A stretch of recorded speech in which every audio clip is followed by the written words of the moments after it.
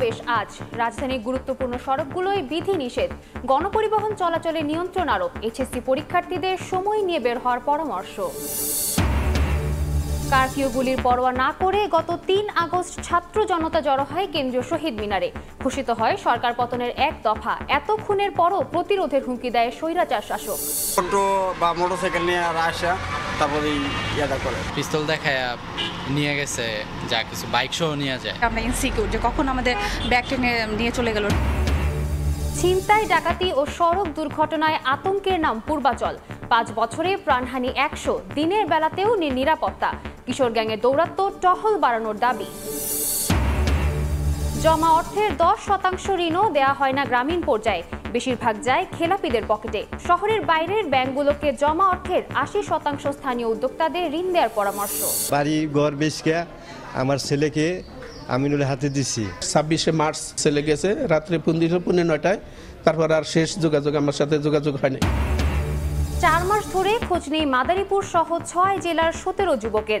দালালের খপ্পরে পড়ে লিবিয়া হয়ে গ্রিস যাওয়ার পথে নিখোঁজ। ফিরে পেতে দাঁড়ে দাঁড়ে ঘুরছেন স্বজনরা।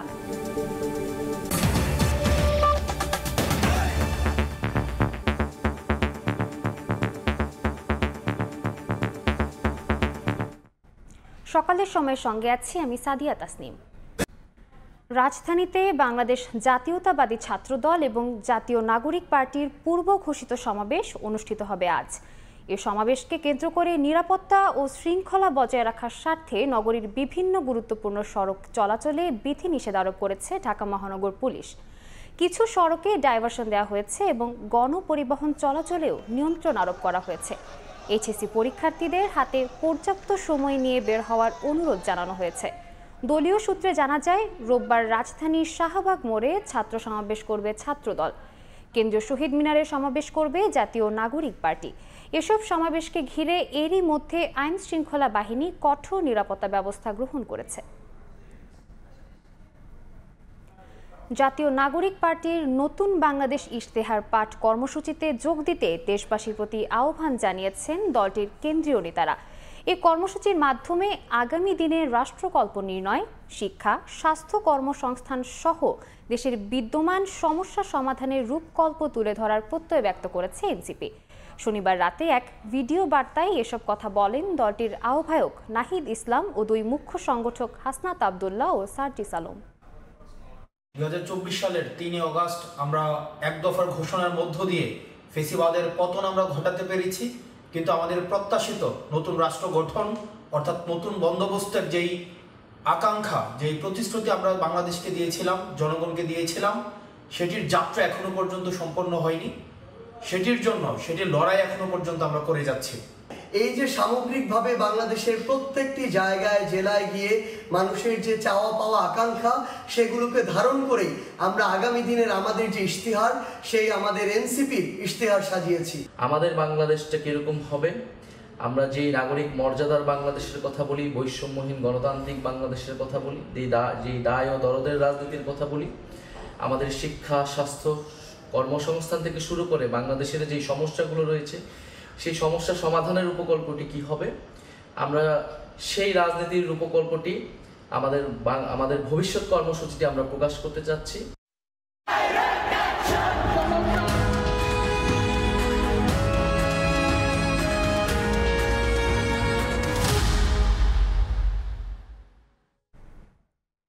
চব্বিশের ক্যালেন্ডার জুড়ে তখনও চলছিল রক্তিম জুলাইয়ের দিন গণনা। পায়ে পায়ে সেদিন সারা বাংলা জড়ো হয় কেন্দ্রীয় শহীদ মিনারে। ঘোষিত হয় সরকার পতনের এক দফা। একদিকে আলোচনার আহ্বান, অন্যদিকে প্রতিরোধের হুমকি। কোনো কিছুই পরোয়া করেনি বাংলার ছাত্র জনতা। জুলাই অভ্যুত্থানের এই দিনে ঘটে যাওয়া ইতিহাস জানব মাইমুনা হায়দার চৌধুরীর প্রতিবেদনে।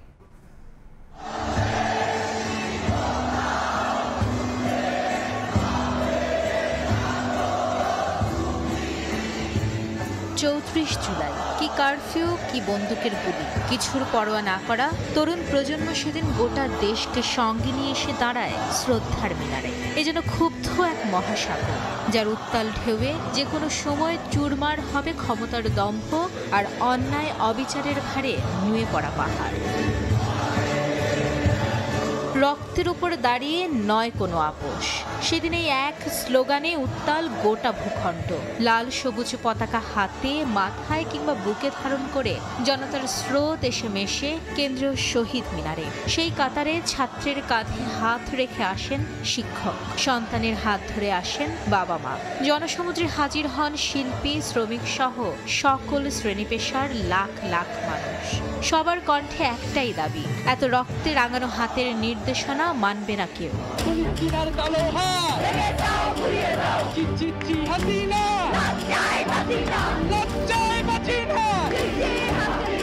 সরকার পতনের এক দফা ঘোষণা করা হয় কেন্দ্রীয় শহীদ মিনারের এই বিশাল জমায়েত থেকে।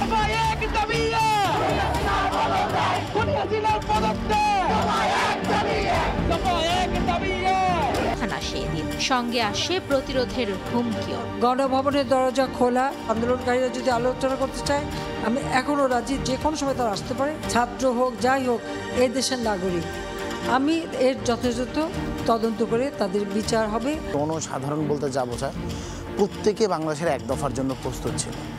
শহীদ মিনারে আমরা যখন যাব, তার আগেই মানুষজন হাতের আঙুল উপরের দিকে এক উঁচু করে দেখিয়ে দিয়েছিল তারা এইটা শোনার জন্য এসেছে। স্বৈরাচারী শেখ হাসিনার মতো একটা ফ্যাসিস্ট, যার কাছে মানুষের জীবনের মূল্য নেই কোনো প্রকার, এক দফা ঘোষণা করা মানে বাংলাদেশের জনগণ যারা শহীদ মিনারে এসেছে তারা ডেথ ওয়ারেন্টে নিজের সিগনেচারটা দিচ্ছে। 24-এর ক্যালেন্ডারে চলমান সেই দীর্ঘ জুলাইয়ের এই দিনে সারা বাংলা স্বৈরাচারের পতনের মধ্য দিয়ে জুলাইয়ের ইতি টানতে ছিল বদ্ধপরিকর। কবে সমাপ্ত হবে রক্তিম জুলাই, তার ক্ষণ গণনাও শুরু হয় গত বছরের এই দিনে।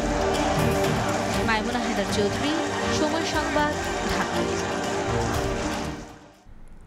শেখ হাসিনার বিচার ছাড়া নির্বাচন বা অন্য কারো হাতে তার বিচারের ভার অন্তর্বর্তী সরকার দিতে পারে না বলে মন্তব্য করেছেন মৎস্য ও প্রাণী সম্পদ উপদেষ্টা ফরিদা আক্তার।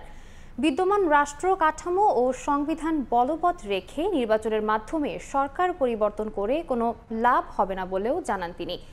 রাজধানীর ওসমানী স্মৃতি মিলনায়তনে জুলাই ওয়ারিয়ার্স আয়োজিত আলোচনায় বক্তারা আরও বলেন, আর কোনো নামে ফ্যাসিবাদ ফিরতে দেয়া হবে না। জুলাই হত্যাযজ্ঞের বিচার, আহতদের চিকিৎসা ও পুনর্বাসনের দাবি জানান জুলাই যোদ্ধা ও শহীদ পরিবারের সদস্যরা। স্যালুট টু জুলাই ওয়ারিয়ার্স শিরোনামে দিনব্যাপী অনুষ্ঠানের আয়োজন করে জুলাই ওয়ারিয়ার্স নামে একটি সংগঠন। সেখানে অংশ নেন সারা দেশ থেকে আগত জুলাই যোদ্ধা, অভ্যুত্থানের ইনফ্লুয়েন্সার, রাজনৈতিক দলের নেতা, ছাত্র সংগঠনের প্রতিনিধি, শহীদ পরিবার সহ বিভিন্ন শ্রেণী পেশার মানুষ। অনুষ্ঠানের শুরুর দিকে বক্তব্য দেন জুলাই যোদ্ধা ও শহীদ পরিবারের সদস্যরা। এ সময় শহীদ পরিবারের পক্ষ থেকে গণহত্যায় জড়িতদের দ্রুত বিচার আর আহতদের উন্নত চিকিৎসা ও পুনর্বাসনের দাবি জানানো হয়। 24-এর যে যুদ্ধটা হয়েছে, আমার সন্তান রক্ত দিয়েছে, এখনো কেন বড় বড় সেক্টরে আওয়ামী লীগের দোসররা বসে আছে? যারা আমাদের ভাইদের বুকে গুলি চালিয়েছেন তাদেরকেও বিচার প্রক্রিয়ার আওতায় নিয়ে আসতে হবে। অনুষ্ঠানে বক্তব্য দেন জাতীয় নাগরিক পার্টির উত্তরাঞ্চলের মুখ্য সংগঠক সার্জিস আলম ও জ্যেষ্ঠ যুগ্ম সদস্য সচিব ডাক্তার তাসনিম জারা। তারা আহত জুলাই যোদ্ধাদের চিকিৎসায় সরকারের গাফিলতির অভিযোগ এনে বলেন, আর কোনো নামেই বাংলাদেশে ফ্যাসিবাদ ফিরতে দেয়া হবে না। আমাদের যারা আহত যোদ্ধা এবং শহীদ পরিবার, তাদের অবস্থা এখন ভালো নেই। আহত যোদ্ধাদের প্রয়োজনীয় চিকিৎসা এখন পর্যন্ত তারা পাচ্ছে না। ব্যর্থতার মধ্যে আমার মনে হয় উপরের দিকে থাকবে শহীদ পরিবার এবং আহতদের চিকিৎসা ও পুনর্বাসন। অন্যান্য রাজনৈতিক দলের নেতারা বলেন, পরাজিত শক্তি এখনো ষড়যন্ত্র করে যাচ্ছে, তাই জুলাইয়ের সকল পক্ষকে ঐক্যবদ্ধ থাকার আহ্বান জানান তারা।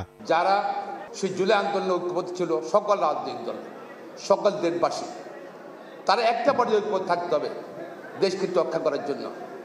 অনৈক্য হলে কিন্তু ওই তারা পরাজয় শক্তিরা আবার কিন্তু সুযোগ দেবে। দেশ নির্বাচিত সরকার ছাড়া দেশ চলে না, এটা কিন্তু আমাদেরকে মনে রাখতে হবে। আমার লাল সবুজের পতাকার দিকে যদি শকুনের মতো করে তাকান, আমরা লাখে লাখে কোটিতে কোটিতে প্রান্তে প্রান্তে আবু সাইদ হয়ে ফিরে আসব এবং আপনাদেরকে রুখে দেব। শেখ হাসিনার বিচার ছাড়া নির্বাচন বা অন্য কারো হাতে তার বিচারের ভার অন্তর্বর্তী সরকার দিতে পারে না বলে মন্তব্য করেন মৎস্য ও প্রাণী সম্পদ উপদেষ্টা ফরিদা আক্তার। শেখ হাসিনার বিচার তো এই মাটিতে হতেই হবে। শেখ হাসিনার বিচার ছাড়া কোনো নির্বাচন হবে এটা আমি মনে করি অন্য কোনো সরকার আসা তাদের হাতে বিচারের ভার ছেড়ে দেয়া এই অন্তর্বর্তীকালীন সরকার তা করতে পারে।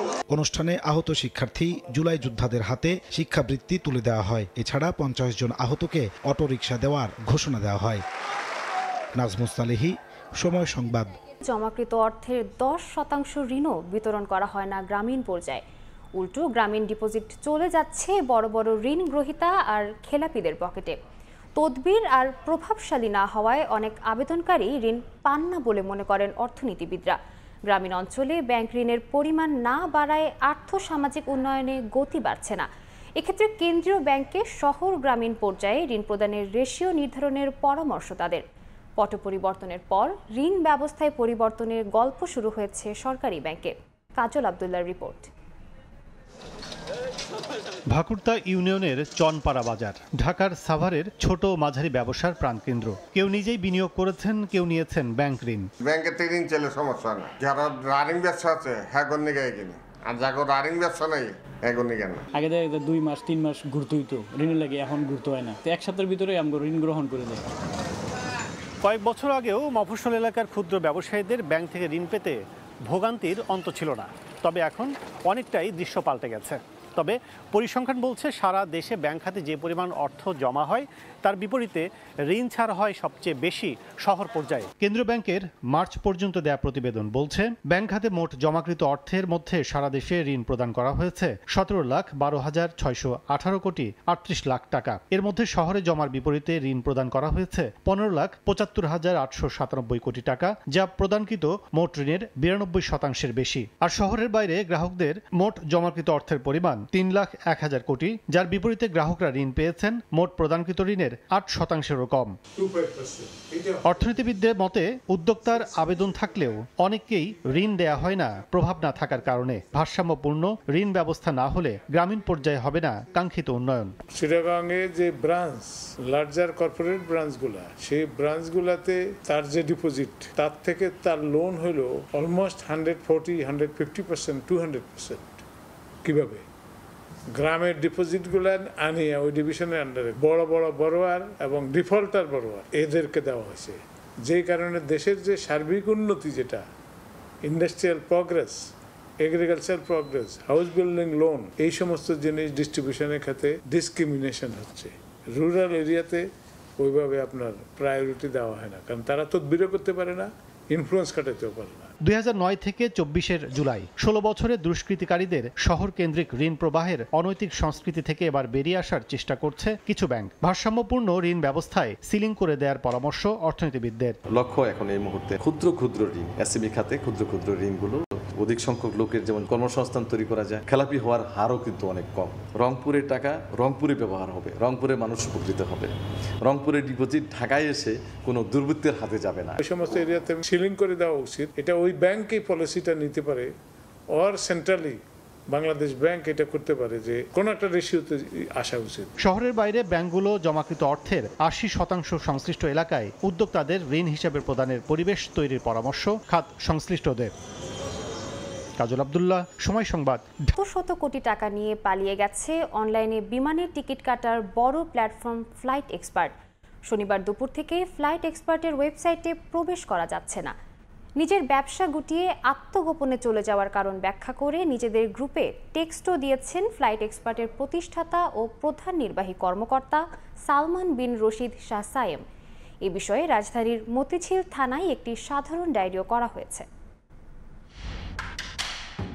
অনলাইনে বিমানের টিকিট কাটার বড় প্ল্যাটফর্ম ফ্লাইট এক্সপার্ট। কম দামে টিকিট বিক্রয়ের জন্য গ্রাহকের আস্থায় থাকা প্রতিষ্ঠানটি হঠাৎই গায়েব। শনিবার দুপুর থেকেই প্রবেশ করা যাচ্ছে না ফ্লাইট এক্সপার্টের ওয়েবসাইটে।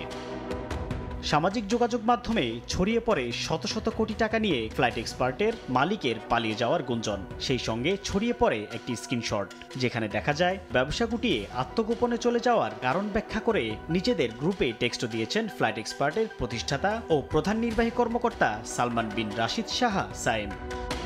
ফ্লাইট এক্সপার্টকে পাওয়া যাচ্ছে না বলে পোস্ট করছেন বিভিন্ন ভুক্তভোগী প্রতিষ্ঠান ও ব্যক্তিও। ফ্লাইট এক্সপার্টের হঠাৎ গায়েব হওয়ার দিশেহারা ট্রাভেল এজেন্সিগুলো। কোটি টাকা আমাদের সেখানে বৃহস্পতিবার টপ আপ করছে। সেরকম চিন্তা করেন যে বাংলাদেশে কতগুলো ট্রাভেল এজেন্সি আছে, তো অফিস তালা মারা বন্ধ, এখন ওদের পিছনে বাংলার এজেন্সি কারা আছে তাদের রিসি নিতে হবে। আমরা যদি করি না, এখনো করব। এ বিষয়ে রাজধানীর মতিঝিল থানায় একটি সাধারণ ডায়েরিও করা হয়েছে। আমরা এই ধরনের একটা জিডি পেয়েছি। অভিযোগ আর কি আমাদের প্রতিষ্ঠানের এমডি সাহেব থেকে আজকে থেকে আসতেছেন না, তো গ্রাহক যারা বিক্রিম অনেকে এখান থেকে টাকা পাবে, লোকজন আসতেছে এই সংক্রান্তে নিরাপত্তার বিষয়ে যারা ভুক্তভোগী আছেন তারা অফিসে আসছে। 2017 সালের মার্চ মাস থেকে কার্যক্রম শুরু করে ফ্লাইট এক্সপার্ট। সাইফুল ইসলাম, সময় সংবাদ, ঢাকা। চাঁদা না দেওয়া এবং মামলা তুলে না নেয়ায় হাতুড়ি ও লোহার রড দিয়ে পিটিয়ে আহত করা হয় বাদীকে। এর 5 দিন পর শনিবার রাতে হাসপাতালে চিকিৎসাধীন অবস্থায় মৃত্যু হয় তার। গত 28 জুলাই বগুড়ার শাহজাহানপুরে এমন হামলার শিকার হন ব্যবসায়ী আল-আমিন। ঘটনায় জড়িতদের ধরতে এরই মধ্যে মাঠে নেমেছে পুলিশ। শাহাদুল ইসলামের ক্যামেরায় আব্দুল আওয়ালের রিপোর্ট।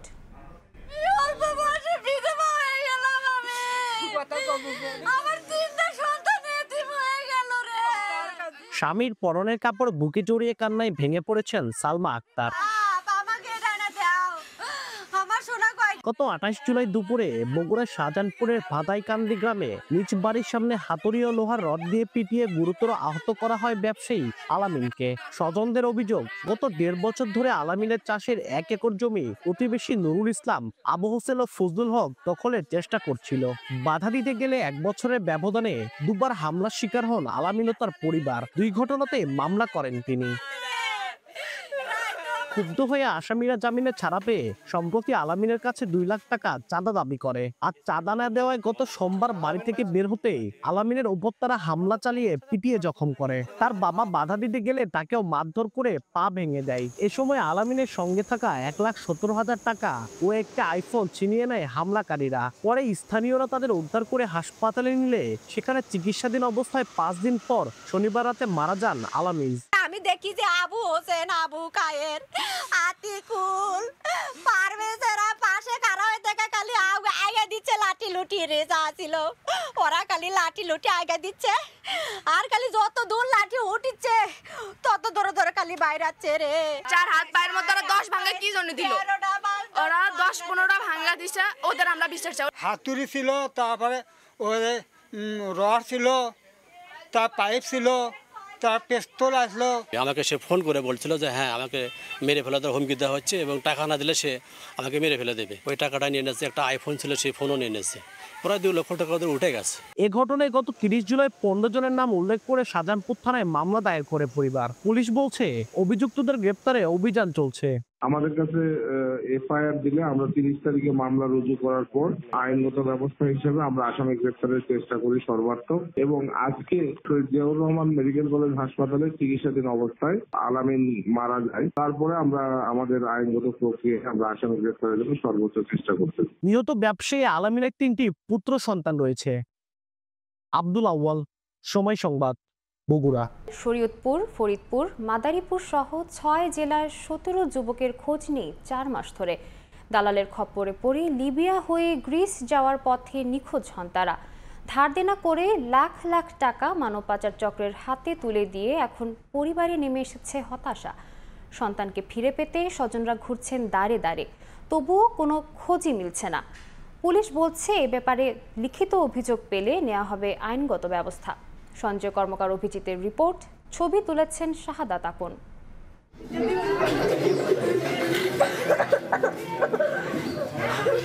শরীয়তপুরের বিশুগাঁও থেকে মা তাসলিমা বেগমের সঙ্গে বাবা ছোটন ব্যাপারীর খোঁজে মাদারীপুরে এসেছে 5 বছরের সুলতানা। ছবি হাতে কান্নায় ভেঙে পড়ে সে। তার বাবা কোথায় আছে জানে না 1ম শ্রেণীতে পড়ুয়া মেয়েটি।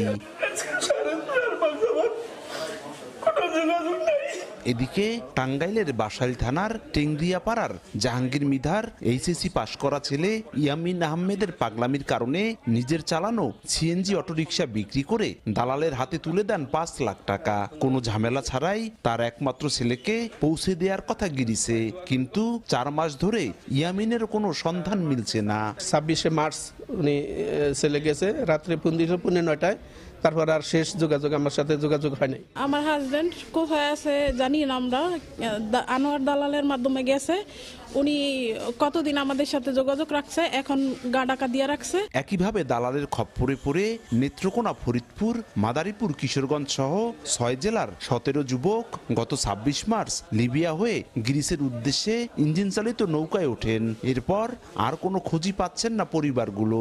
স্বজনদের অভিযোগ, মানব পাচার চক্রের সক্রিয় সদস্য মাদারীপুরের শিবচরের দক্ষিণ বাঁশকান্দি গ্রামের উজ্জ্বল আকনের ছেলে রাজীব আকন প্রলোভন দেখিয়ে প্রত্যেক পরিবার থেকে 5 থেকে 10 লাখ টাকা হাতিয়ে নেয়। পরে যোগাযোগ বিচ্ছিন্ন করে দেয় রাজীব। নিখোঁজদের ফিরে পেতে শুক্রবার দুপুরে সংবাদ সম্মেলন করে ভুক্তভোগী পরিবারগুলো। রাজীব আকন আমাদেরকে গ্রিসে যাওয়ার প্রলোভন দেখিয়ে লিবিয়ায় গত 10ই মার্চ আমাদের এই লোকগুলোকে নিয়ে গেছেন। বাড়ি ঘর বেচকে আমার ছেলেকে আমিনুলের হাতে দিছি, ওই থেকে এই পর্যন্ত নিখোঁজ। আমাদের এই সন্তানকে মনে করেন খোঁজ করে দিবে, এইটাই আমাদের সরকারের কাছে দাবি। পুলিশ বলছে লিখিত অভিযোগ পেলে নেওয়া হবে আইনগত ব্যবস্থা। আমাদের থানায় তারা কোনো অভিযোগ দেন, কারো বিরুদ্ধে অভিযোগ দেন, অবশ্যই আমরা সেটি আইনানুগ পন্থায় ব্যবস্থা নিব। এই ধরনের অপরাধের বিষয়ে আমাদের জিরো টলারেন্স রয়েছে। এ ব্যাপারে জানতে প্রধান অভিযুক্ত রাজীব আকনের সঙ্গে যোগাযোগ করে তার কোনো বক্তব্য পাওয়া যায়নি। এলাকাবাসী সূত্রে জানা গেছে রাজীব বর্তমানে লিবিয়ায় অবস্থান করছেন। সঞ্জয় কর্মকার, অভিজিৎ, সময় সংবাদ, মাদারীপুর।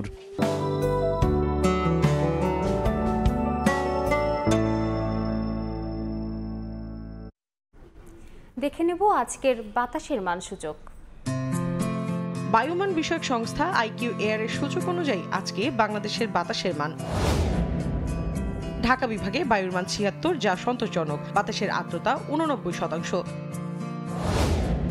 চট্টগ্রাম বিভাগে বায়ুর মান ৭১, যেটি সন্তোষজনক, বাতাসের আর্দ্রতা ৯০। রাজশাহী বিভাগে বায়ুর মান ১১৫, যা সহনীয়, বাতাসের আর্দ্রতা ৯২। সিলেট বিভাগে বায়ুর মান ৬০, এটি সন্তোষজনক, বাতাসের আর্দ্রতা ৯২%। খুলনা বিভাগে বায়ুর মান ৮১, যা সন্তোষজনক, বাতাসের আর্দ্রতা ৯০। বরিশাল বিভাগে বায়ুর মান ৮৬, বাতাসের আর্দ্রতা ৮৯। রংপুর বিভাগে বায়ুর মান ৮৪, এটি সন্তোষজনক, বাতাসের আর্দ্রতা ৯০। ময়মনসিংহ বিভাগে বায়ুর মান ৮১, যেটি সন্তোষজনক, বাতাসের আর্দ্রতা ৯৩%। সারা দেশে বায়ুর মান সবচেয়ে ভালো সিলেটে ৬০, সারা দেশে বায়ুর মান সবচেয়ে খারাপ রাজশাহীতে ১১৫। জনবল কাঠামো অনুমোদন না হওয়ায় ৩ বছরেও চালু হয়নি ময়মনসিংহের তারাকান্দা উপজেলা স্বাস্থ্য কমপ্লেক্সের আন্তঃবিভাগ। ধুলোর আস্তর, ওয়ার্ড, কেবিন ও শয্যায়। নষ্ট হচ্ছে অপারেশন থিয়েটারের যন্ত্রপাতিও। জরুরি ও বহির্বিভাগ চালু থাকলেও সেখানেও সেবা চলছে খুঁড়িয়ে। চালক সংকটে বন্ধ অ্যাম্বুলেন্স সেবা। সিভিল সার্জন বলছেন, পদ সৃষ্টি না করেই আওয়ামী সরকার প্রতিষ্ঠান চালু করে দেয় এমন পরিস্থিতি। পদ সৃষ্টির জন্য কর্তৃপক্ষকে দেওয়া হয়েছে চিঠি। হোসেন আলীর ছবিতে ওবায়দুল হকের রিপোর্ট। ময়মনসিংহের ৫০ শয্যার তারাকান্দা উপজেলা স্বাস্থ্য কমপ্লেক্স। ৪ তলার চকচকে ভবনের চমৎকার অবকাঠামো দেখে বোঝার উপায় নেই এখানে মিলছে না কাঙ্ক্ষিত সেবা। হাসপাতালটির ৩য় ও ৪র্থ তলায় রয়েছে রোগীদের ওয়ার্ড, কেবিন, শয্যা, বালিশ। তবে ব্যবহার না হওয়ায় সবকিছুতেই ধুলোর আস্তরণ। অপারেশন থিয়েটার থাকলেও ব্যবহার না হওয়ায় দীর্ঘদিন ধরে নষ্ট হচ্ছে যন্ত্রপাতি। ৩ বছর পেরিয়ে গেলেও জনবল কাঠামো অনুমোদন না হওয়ায় চালু করা যাচ্ছে না আন্তঃবিভাগ। স্বাস্থ্য কমপ্লেক্সটিতে চালু রয়েছে জরুরি ও বহির্বিভাগ। প্রতিদিন 650 থেকে 750 রোগী সেবা নিতে আসেন বহির্বিভাগে। সেখানেও মিলছে না চাহিদা মতো ওষুধ ও সকল পরীক্ষা নিরীক্ষার সুযোগও। জটিল সমস্যা তো বটেই, ডায়রিয়া, নিউমোনিয়া সহ ছোট সমস্যা নিয়েও রোগীদের ছুটতে হয় ফুলপুর উপজেলা স্বাস্থ্য কমপ্লেক্স কিংবা ময়মনসিংহ মেডিকেলে। চালক না থাকায় বন্ধ অ্যাম্বুলেন্স সেবাও। তারা আইতাছে রোগী আমরা দেখতাছে আর বিভিন্নভাবে দেখতাছে, কিন্তু ভর্তি কোনো সুযোগ সুবিধা নাই। আসলে শুধু একটা প্যারাসিটামল দিছে, আর কোনো কিছু হয় না। অনেক জাতের ওষুধ লিখে দিছে। পরীক্ষা সবগুলো হয় না, রক্ত পরীক্ষা এসে এটা বাড়িতে করতে হয়। স্বাস্থ্য কমপ্লেক্স কর্তৃপক্ষ জানায় জুনিয়র কনসালটেন্ট পদে 10 জনের জন্য আবেদন করা হলেও অনুমোদন হয় মাত্র 4টি। 50,000 হাসপাতালের জন্য 19 জন মেডিকেল অফিসার দরকার থাকলেও অনুমোদন হয় মাত্র 2টি পদ। ইনডোর সেবা যেহেতু এখানে চালু নেই, সেক্ষেত্রে যেসব রোগী ভর্তি উপযোগী থাকে তাদেরকে আমরা এখানে ভর্তি করতে পারি না। 34টি পোস্ট সৃজনের প্রস্তাব অলরেডি পাঠিয়েছি। সৃজনের মাধ্যমে সেই পোস্টগুলো দ্রুত ফিল আপ হবে এবং তারপরে হচ্ছে যে রোগীরা এখানে ভর্তি হওয়ার সুযোগ পাবে। সিভিল সার্জন বলছেন পদ সৃষ্টি না করেই আওয়ামী লীগ সরকার এসব প্রতিষ্ঠান চালু করে দেয় এমন পরিস্থিতি তৈরি হয়েছে। ডাক্তারের সংখ্যা যদি আমরা আরও বাড়াতে পারি আর ইনডোরের যে স্টাফ এবং বরাদ্দ এগুলি যদি আমরা পাই তাহলে আমরা আশা করি খুব তাড়াতাড়ি পরিপূর্ণভাবে এই হেলথ ক্যাম্পাসটা আমরা চালাতে পারি। 2022 সালের 19 ফেব্রুয়ারি চালু করা হয় তারাকান্দা উপজেলা স্বাস্থ্য কমপ্লেক্স। দুর্ভোগ লাঘবে দ্রুত পদক্ষেপ নেবে সরকার, এমনটাই প্রত্যাশা তারাকান্দার সাধারণ মানুষের। ওবায়দুল হক, সময় সংবাদ, ময়মনসিংহ। 5 মাস ধরে জামালপুর সদরে সাব রেজিস্ট্রার না থাকায় দলিল করতে এসে চরম ভোগান্তির শিকার হচ্ছেন সেবা প্রত্যাশীরা। একই অবস্থা ইসলামপুর ও মেলান্দহ উপজেলায়। তবে জেলা রেজিস্ট্রার জানান বিষয়টি ঊর্ধ্বতন কর্মকর্তাদের জানানো হয়েছে। জাহাঙ্গীর আলমের তথ্য, আবুল কালাম আজাদের ছবি নিয়ে রিপোর্ট। জামালপুর সদরে গত 5 মাস ধরে নেই সাব রেজিস্ট্রার। অন্য উপজেলা থেকে সাব রেজিস্ট্রার এসে সপ্তাহে 2 থেকে 3 দিন করে অতিরিক্ত দায়িত্ব পালন করছেন। একই অবস্থা ইসলামপুর ও মেলান্দহ উপজেলায়। এতে চরম ভোগান্তিতে সেবা প্রত্যাশীরা। সদর উপজেলা সাব রেজিস্ট্রার অফিসে মাসে 2 থেকে 2.5 হাজার দলিল রেজিস্ট্রি করা হয়। এতে 4 থেকে 5 কোটি টাকার রাজস্ব আদায় হয়। ভুক্তভোগীরা বলছেন এক এক অফিস থেকে সাব রেজিস্ট্রার এসে এক এক নিয়মে দলিল রেজিস্ট্রি করছেন। এতে পড়তে হচ্ছে নানা সমস্যায়। 3 দিন ধরে ঘুরতেছি, সে বসে সন্ধ্যা পরে এইভাবেই সে চলে যায়, কিন্তু আমার কাজটা হইতেছে না। আমার পিছের গুলো হয়ে যায়, আমারটা হয় না। সকাল থেকে আইসা বসে রয়েছি, অসুস্থ বাবার নিয়ে আসছি। কোন সময় হবে তার তো কোনো ঠিক ঠিকানা পাইতাছি না। 4-5 জন আসি, অনেক 2-3 হাজার টাকা খরচ হয়। 2-3 দিন সময়ের পরে আমরা দলিল সই করে যাইতে পারি। প্রতিদিন 150 করে দলিল জমা হয়, 70-80টা বা 100 দলিল হয়। বাহিগুলা ওই জাম থাইকে যাইতেছে। আজকে একটা আইন, কালকে একটা আইন, এই আইনের মুখাপেক্ষি হয়ে আমরা নানা রকমের সমস্যার মধ্যে আমরা আছি। জেলা রেজিস্ট্রার বলছেন 3টি অফিসে স্থায়ী সাব রেজিস্ট্রার না থাকায় কিছুটা বিড়ম্বনা হচ্ছে। তবে বিষয়টি জানানো হয়েছে ঊর্ধ্বতন কর্তৃপক্ষকে। আশা করি আগামী বদলি আদেশে আমরা এখানে স্থায়ী সাব রেজিস্ট্রার পাবো। এতে করে জনগণের ভোগান্তি অনেকটা লাঘব হবে এবং রাজস্ব আদায়ও ত্বরান্বিত হবে। 2024-25 অর্থ বছরে জেলার 7 উপজেলার সাব রেজিস্ট্রি অফিস থেকে রাজস্ব আদায় হয়েছে 119 কোটি 15 লাখ টাকা। সময় সংবাদ, জামালপুর। হবিগঞ্জের বিদ্যুৎ উৎপাদন কেন্দ্রগুলোতে বেড়েছে আগুন আতঙ্ক। নেই প্রয়োজনীয় অগ্নি নির্বাপক ব্যবস্থা ও পর্যাপ্ত প্রশিক্ষিত নিরাপত্তা কর্মী। প্রায়ই বিদ্যুৎ উৎপাদন কেন্দ্রে ভয়াবহ অগ্নিকাণ্ড হচ্ছে। বিদ্যুৎ বিভ্রাটে পড়তে হচ্ছে গ্রাহকদের। দুর্ঘটনা এড়াতে প্রশিক্ষিত জনবল ও অগ্নি নির্বাপক ব্যবস্থা সম্প্রসারণ করার পরামর্শ ফায়ার সার্ভিসের। রাশেদ আহমদ খানের তথ্য ও ছবি নিয়ে রিপোর্ট। 31 জুলাই সন্ধ্যা 7টা হবিগঞ্জের শাহজি বাজার বিদ্যুৎ উৎপাদন কেন্দ্রের গ্রিড উপকেন্দ্রে হঠাৎ বিকট শব্দ হয়ে ধোঁয়া উঠতে দেখা যায়। স্টেশনের সুইচিং ব্রেকারে লাগা আগুন মুহূর্তে ছড়িয়ে পড়ে চারদিকে।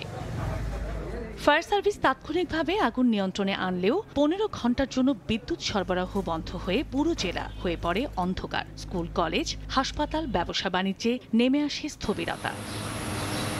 জেলার বেশিরভাগ বিদ্যুৎ উৎপাদন কেন্দ্রের অগ্নি নির্বাপক যন্ত্রই অনেক পুরনো, যার অধিকাংশ অকেজো। নিয়মিত মেইনটেনেন্স বা ফায়ার ড্রিলের ব্যবস্থা নেই বললে চলে। এতে প্রায়শই ঘটছে ভয়াবহ অগ্নিকাণ্ড। বিদ্যুৎ উৎপাদন বন্ধ থাকছে ঘন্টার পর ঘন্টা। এর আগেও 2022 সালে এ কেন্দ্রে আগুনে পড়ে যায় বেশ কয়েকটি টারবাইন। বেড়েছে ক্ষয়ক্ষতির পরিমাণ, কিন্তু তারপরও সংশ্লিষ্ট কর্তৃপক্ষের টনক নড়েনি। বিদ্যুতের মধ্যে কোনো দুর্ঘটনা হলে কিন্তু আগুন নির্বাপনের কোনো ব্যবস্থা নেই। যখন আগুন লাগে তখন কিন্তু আগুন নিবানোর জন্য দূর থেকে ফায়ার সার্ভিস খবর দিয়ে নিতে হয়। বিদ্যুৎ উন্নয়ন বোর্ডের নিজস্ব অগ্নি নির্বাপক ব্যবস্থা থাকতো, তাহলে হয়তো জনগণের দুর্ভোগ হতো না। একটু সচেষ্ট থাকেন যে পাওয়ার স্টেশনগুলোতে যেন আগুন না লাগে, কী কারণে আগুন লাগে সেটা ওনারা বের করবেন এবং এটা যাতে না হয় এই ব্যাপারটা নিয়ে ওনারা সচেষ্ট থাকবেন। দুর্ঘটনা এড়াতেই প্রশিক্ষিত জনবল ও অগ্নি নির্বাপক ব্যবস্থা বাড়ানোর পরামর্শ ফায়ার সার্ভিসের। ফায়ার ব্রিগেড সেখানে পৌঁছতে 15 মিনিট 20 মিনিটের মতো সময় লাগে, যার জন্য যদি ওইখানে ব্যবস্থাটা আরও বা এখানে কর্মীগুলো আরও তৎপর থাকে তাহলে হয়তো আগুনটা খুব তাড়াতাড়ি নির্বাপন করা সম্ভব। জেলায় সরকারি ও বেসরকারি মালিকানাধীন বিদ্যুৎ উৎপাদন কেন্দ্র রয়েছে 10টি। সময় সংবাদ, হবিগঞ্জ। উঠে গেছে কার্পেটিং, খানাখন্দে ভরা সড়কে হেলে দুলে চলছে যানবাহন। শেরপুর পৌর এলাকার প্রায় সবকটি রাস্তার বেহাল দশা, প্রায় ঘটছে ছোট বড় দুর্ঘটনা। দুর্ভোগ লাঘবে দৃশ্যমান কোনো উদ্যোগ নেই বলে অভিযোগ পৌরবাসীর, তবে দ্রুত মেরামতের আশ্বাস পৌর কর্তৃপক্ষের। শহীদুল ইসলাম হীরার তথ্য ও বাবু চক্রবর্তী তোলার ছবি নিয়ে রিপোর্ট। ছোট বড় অসংখ্য খানাখন্দ, সামান্য বৃষ্টিতেই জমে থাকে পানি, তার মধ্যেই ঝুঁকি নিয়ে হেলে দুলে চলছে যানবাহন। শেরপুর পৌরসভার প্রায় সবকটি সড়কের এমন বেহাল দশা। লোক দেখানো কিছু সংস্কার হলেও 2 সপ্তাহের বেশি টিকছে না। অপরিকল্পিত ড্রেনেজ ব্যবস্থায় সামান্য বৃষ্টিতেই সড়ক তলিয়ে যায়। দুর্ভোগ লাঘবে দৃশ্যমান কোনো উদ্যোগ নেই, অভিযোগ পৌরবাসীর। বৃষ্টি হলেই হাঁটু পর্যন্ত পানি জমে জন দুর্ভোগ সৃষ্টি হইতেছে, পরিবেশ নষ্ট হচ্ছে, অসুস্থ রোগী নিয়ে হাসপাতালে যেতে পারে না। রাস্তাটা ভাঙা থাকার কারণে ঝুঁকি থাকে চলাফেরায়। মানুষ অ্যাক্সিডেন্ট হয় আর কি। গাড়ি চলাচল করতে রাস্তা একদম গর্ত হয়ে যায়। আমাদের এই রাস্তার সাথে ড্রেনের প্রয়োজন। এই রাস্তাটা সংস্কার করা দরকার এবং ভালোভাবে ঠিক করা দরকার। তবে বেহাল সড়কগুলো মেরামতে টেন্ডার প্রক্রিয়ার কথা জানান পৌর প্রশাসক। বড় বড় গর্ত হয়েছে, সেই গর্তগুলা ধরে রোড ধরে একটা এস্টিমেট করে আমরা ঠিকাদার দিয়ে কাজ করবো, আমরা নিজেরা আর করবো না, যে ক্ষেত্রে যাতে একটু স্বচ্ছতা বা জবাবদিহিতা নিশ্চিত হয়। আর আপনাদের অবজারভেশনে যে রোডগুলা এসছে সেগুলো আমরা ধারাবাহিকভাবে আমরা এইটা নির্ধারণ করে এস্টিমেট করে আমরা সীমিত টেন্ডারিং মেথডে আমরা চলে যাব। প্রায় 25 বর্গ কিলোমিটার আয়তনের শেরপুর পৌরসভায় চলাচলের জন্য 226 কিলোমিটার সড়ক রয়েছে, যার মধ্যে 180 কিলোমিটার পাকা ও 46 কিলোমিটার কাঁচা। সময় সংবাদ, শেরপুর। দেশের উত্তর পূর্বাঞ্চলের হাওর অঞ্চল একসময় ছিল মাছের প্রাচুর্যের জন্য বিখ্যাত। প্রতি বছর বর্ষাকালে পানিতে ভরে ওঠা এসব হাওর এলাকায় প্রধান জীবিকা ও পুষ্টির উৎস ছিল দেশি প্রজাতির মাছ। জলবায়ু পরিবর্তনের বিরূপ প্রভাবে ভরা বর্ষায়ও পানি স্বল্পতায় মৎস্য সংকটে পড়েছেন হাওরবাসী। হুমকিতে পড়েছে হাওরপাড়ের জীবন জীবিকা। বিস্তারিত ইকরামুল কবিরের রিপোর্টে, ছবি তুলেছেন নওশাদ আহমেদ চৌধুরী।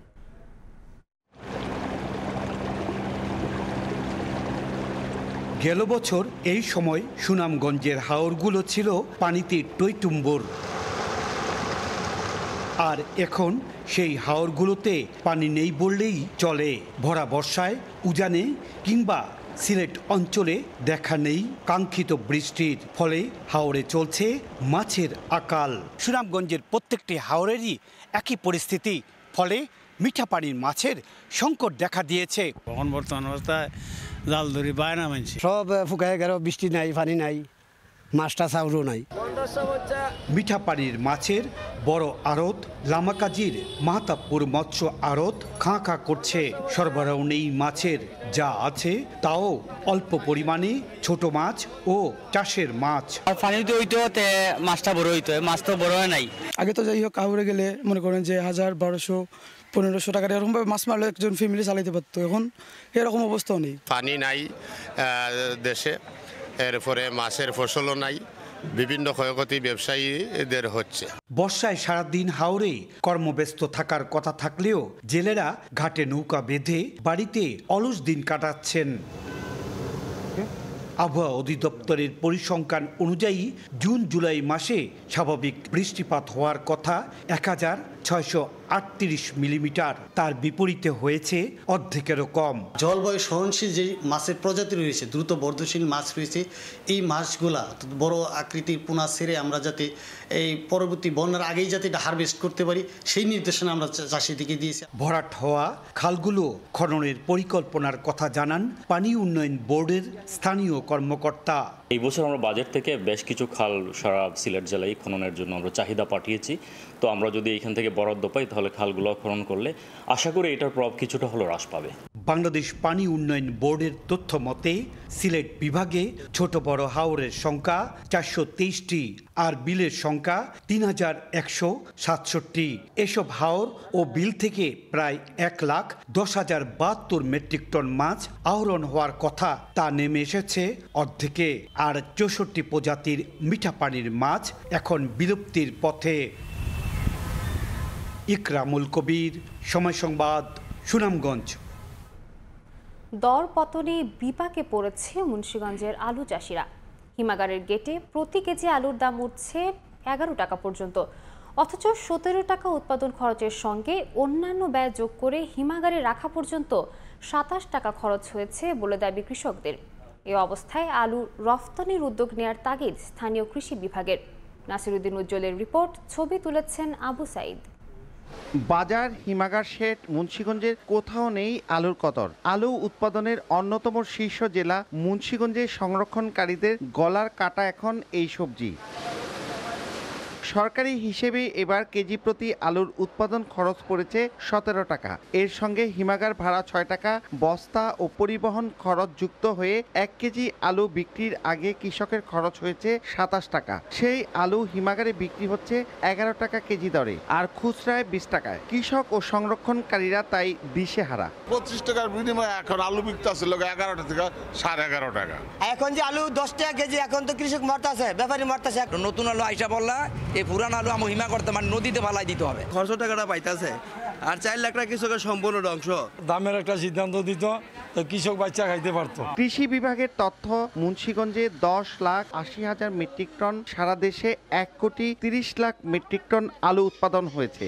দেশে আলুর চাহিদা প্রায় 1 কোটি মেট্রিক টন। তাই কৃষক বাঁচাতে এই পণ্য রপ্তানির উদ্যোগের তাগিদ কৃষি বিভাগের। সরকারিভাবে আলু ক্রয় করে যদি বিতরণের ব্যবস্থা করা যায় তাহলে কৃষকরা আর্থিক ক্ষতি কিছুটা হলেও সরতে পারবে বলে আমি মনে করছি। মুন্সিগঞ্জের হিমাগারগুলোতে এখনো 4,55,000 মেট্রিক টন আলু রয়ে গেছে, অথচ গেল বছর এই সময়ে এর পরিমাণ ছিল 2,70,000 মেট্রিক টন।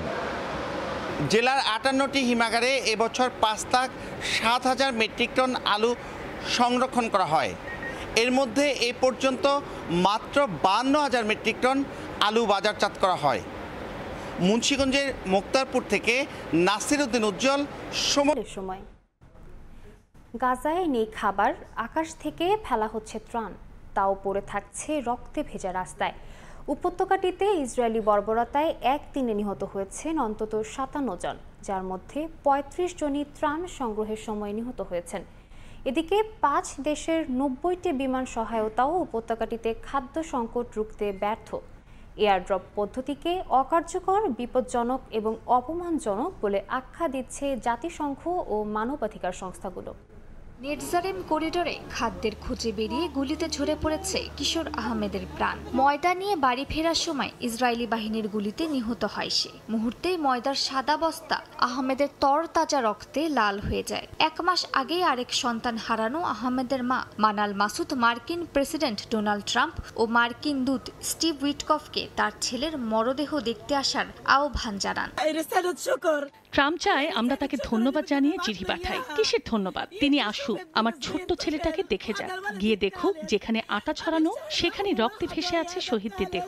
1 মাস আগে আমার আরেকটা ছেলে মারা গেছে, আজ আহমাদও মারা গেল। খাবার আর পানি আনতে গিয়েছিল আর রক্তে ভেজা লাশ হয়ে ফিরল। জাতিসংঘ বলছে গাজায় খাদ্য সহায়তা নিতে গিয়ে গুলিতে নিহত হয়েছেন 1000-এর বেশি মানুষ। সংস্থাটি আরও জানায়, ফ্রান্স, জার্মানি, জর্ডান, মিশর আর আমিরাত মিলে 90টি এয়ারড্রপ চালালেও কার্যকর সহায়তা মেলেনি। ডক্টরস উইদাউট বর্ডার্সের অভিযোগ, এতে সহায়তা নয় বরং অপমানই বাড়ছে। সংস্থাটি আরও জানায়, গাজাবাসী এখন উপত্যকাটির মাত্র 20% জায়গায় গাদাগাদি করে রয়েছে, যার কারণে এই আকাশপথে ফেলা খাবার জনবহুল এলাকায় পড়ে। এতে ত্রাণের বস্তাগুলো তাঁবুর ওপর পড়ছে, মানুষ আহত হচ্ছে। আবার অনেক সময় ইসরায়েল ঘোষিত যুদ্ধাঞ্চলেও বিমান থেকে খাবার ফেলা হচ্ছে, যেখানে ইসরায়েলি বাহিনীর গুলির ঝুঁকি রয়েছে। ইউনিসেফ বলছে ক্ষুধার ভয়াবহতাই গাজার এখন প্রধান শত্রু। 3 লাখেরও বেশি শিশু তীব্র অপুষ্টির ঝুঁকিতে। গত এক মাসে 162 জন প্রাণ হারিয়েছে ক্ষুধা ও পুষ্টিহীনতায়, তাদের অর্ধেকই শিশু। বিশ্ব খাদ্য সংস্থার হিসেবে গাজার হাসপাতালগুলোতে এখন মৃত্যুহার বিশ্ব স্বীকৃত দুর্ভিক্ষের মাত্রা ছাড়িয়ে গেছে। এর মধ্যে ইসরায়েলি সেনাবাহিনী ভিডিও প্রকাশ করে দাবি করে তারা নাকি দিনরাত খাদ্য ও ওষুধ দিচ্ছে। জাতিসংঘ তা সরাসরি নাকচ করে বলছে ফুটেজগুলো পুরানো আর বাস্তবতা একেবারেই আলাদা। এদিকে সম্পূর্ণ স্বাধীন সার্বভৌম ফিলিস্তিন রাষ্ট্র প্রতিষ্ঠা এবং জেরুজালেমকে রাজধানী হিসেবে স্বীকৃতি না দেয়া পর্যন্ত প্রতিরোধ ও অস্ত্র ত্যাগ করবে না বলে সাফ জানিয়ে দিয়েছে ফিলিস্তিনের স্বাধীনতাকামী সংগঠন হামাস। অন্যদিকে ইসরায়েলি সেনাবাহিনীর প্রধান গাজায় আগ্রাসন চালিয়ে যাওয়ার হুঁশিয়ারি দিয়েছেন। বলেন, বন্দি মুক্তির চুক্তি না হওয়া পর্যন্ত উপত্যকাটিতে তেল আবিবের সামরিক অভিযান চলবে। মালিহা সুহরওয়ার্দী, সময় সংবাদ। দেখছেন সকালের সময়। অনূর্ধ্ব 20 নারী এশিয়ান কাপের বাছাই পর্ব খেলতে লাওস পৌঁছেছে বাংলাদেশ দল। সেখানে বেশ হাস্যোজ্জ্বল ছিলেন পিটার বাটলারের শিষ্যরা। লাওসের কন্ডিশনের সঙ্গে মানিয়ে নিতে সকাল থেকে অনুশীলন শুরু করবে আফিদা খন্দকারের দল। ম্যাচের আগে সর্বোচ্চ প্রস্তুতি নিতেই অনেকটা আগেই দেশ ছেড়েছে বাংলাদেশ। 6 আগস্ট স্বাগতিক লাওসের বিপক্ষে প্রথম ম্যাচে মাঠে নামবে সাগরিকারা। গ্রুপে কঠিন প্রতিপক্ষ হলেও ইতিবাচক ফলাফলের আশা বাংলাদেশের। আমরা একটু আগেই পৌঁছেছি, তো আমাদের কালকে সকাল থেকে ট্রেনিং হবে এবং কালকে থেকে আমাদের মিশন শুরু। তো আশা করি মেয়েরা সবাই সুস্থ আছে, সবাই ভালো একটা রেজাল্ট করে এখান থেকে আমরা যাব। আর দেশবাসীর কাছে আমরা দোয়া চাচ্ছি। সকালের সময়ের শীর্ষ সংবাদগুলো জানিয়ে দিচ্ছি আরেকবার। ছাত্রদল ও এনসিপির সমাবেশ আজ। রাজধানীর গুরুত্বপূর্ণ সড়কগুলোয় বিধিনিষেধ, গণপরিবহন চলাচলে নিয়ন্ত্রণ আরোপ। এইচএসসি পরীক্ষার্থীদের সময় নিয়ে বের হওয়ার পরামর্শ। কারফিউগুলির পরোয়া না করে গত 3 আগস্ট ছাত্র জনতা জড়ো হয় কেন্দ্রীয় শহীদ মিনারে। ঘোষিত হয় সরকার পতনের 1 দফা। এত খুনের পরও প্রতিরোধের হুমকি দেয় স্বৈরাচার সরকার। এই ছিল সকালের সময়। সঙ্গে থাকুন সময়ের।